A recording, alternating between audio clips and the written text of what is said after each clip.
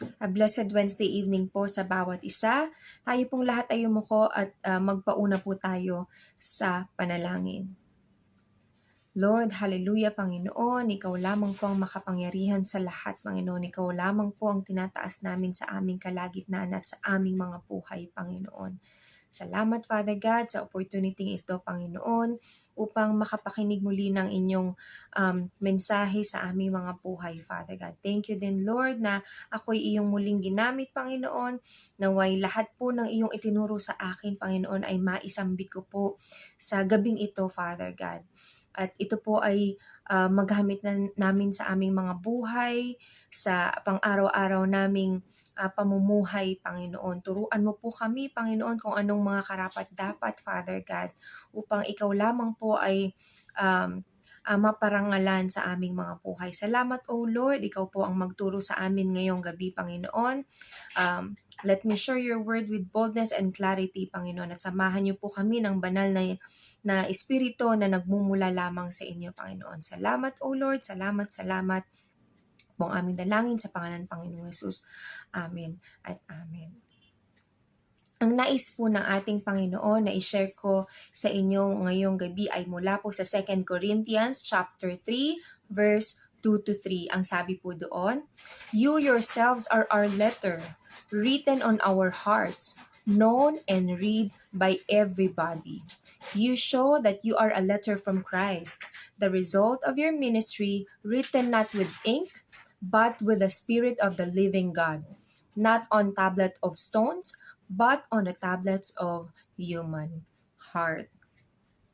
Naranasan nyo na po bang ma-appreciate dahil po sa you have touched someone's heart?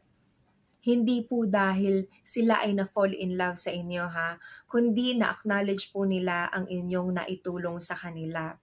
Kahit po konting bagay lamang yan, para po sa kanila ito ay malaki na at mahalaga. Or gaano man po kalaki yung naging impact ninyo sa kanilang mga buhay. Ang sarap po ng feeling pag ganon, di ba? Yung moments na yun, forever memory nang nakatatak sa mga puso nila. How much more po, di ba, kung tayo ay ang tawaging mensahe na mula sa ating Panginoong Diyos. At ito po ay mas maiukit pa tayo sa puso ng bawat Kristiyano na mas lalo pong nakakataba ng puso. Hindi lamang po sa atin personally, but also for the Lord Jesus Christ as well po.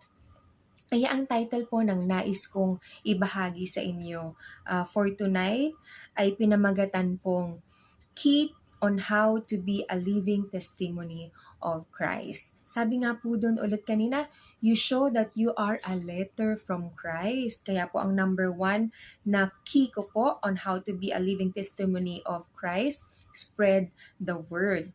Halos lagi ito po ang nauuna. Gasgas na nga po ito, di ba? Sa paulit-ulit na itinuturo sa atin. We actually have many forms of spreading the word. For example po, by word of mouth, diba? Through teaching and preaching.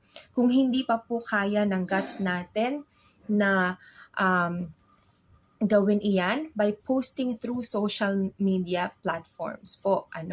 We might not be doing or posting it every day, pero at least po, diba, tinatry natin siyang gawin.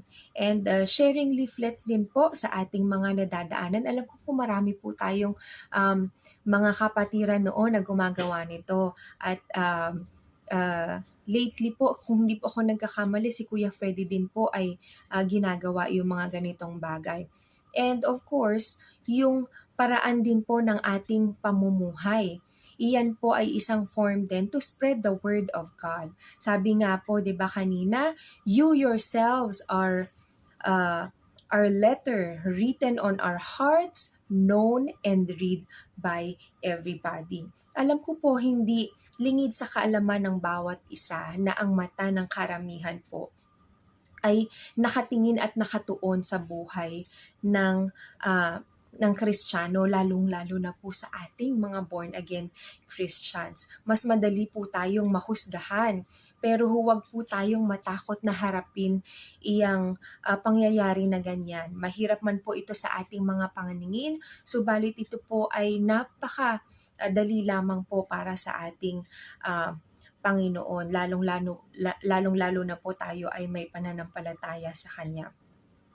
At kung ginagawa po natin ang tama at karapat-dapat, whatever commendable po sa mata ng ating Panginoong Diyos, it will be also commendable to the eyes of men. Hindi man po nila ito ma-appreciate at the moment, right now, right away, but soon on God's perfect timing po, they will be able to understand it also.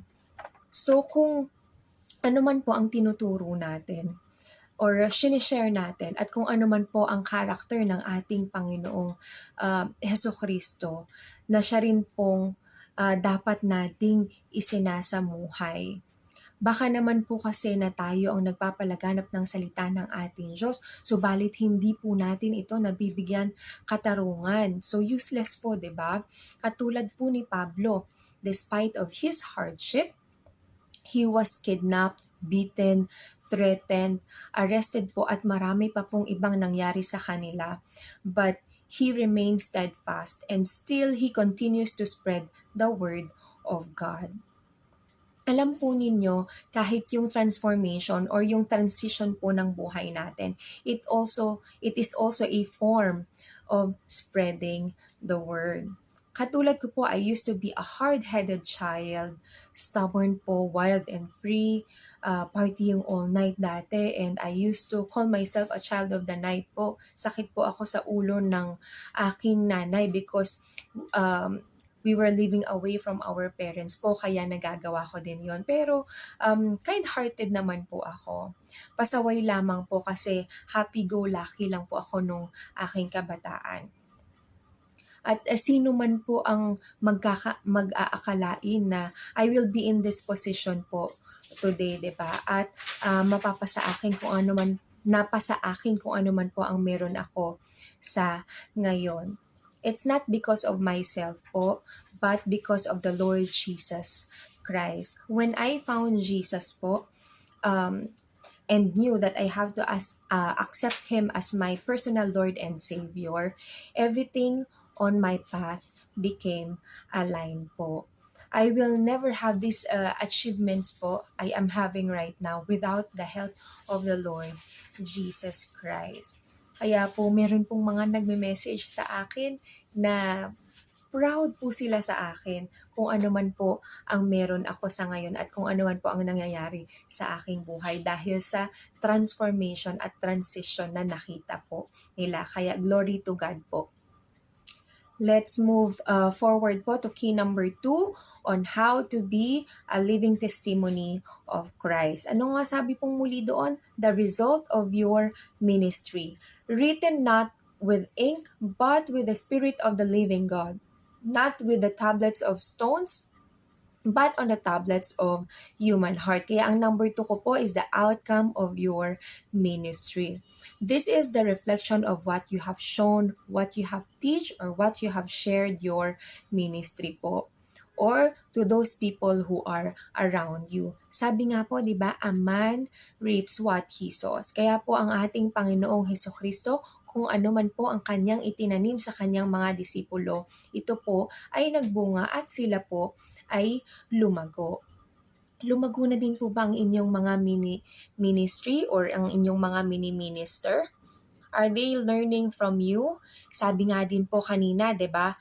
Written not with ink, but with the Spirit of the living God. So, hindi lamang po ito drawing.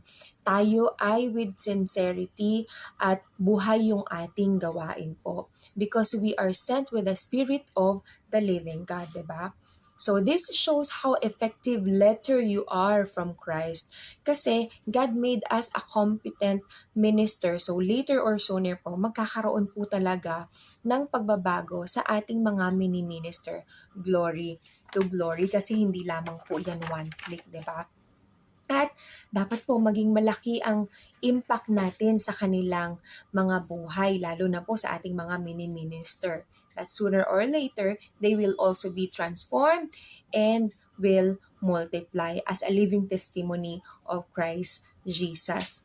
At tayo ay naka-engrave po sa puso ng bawat nakakasalamuha natin.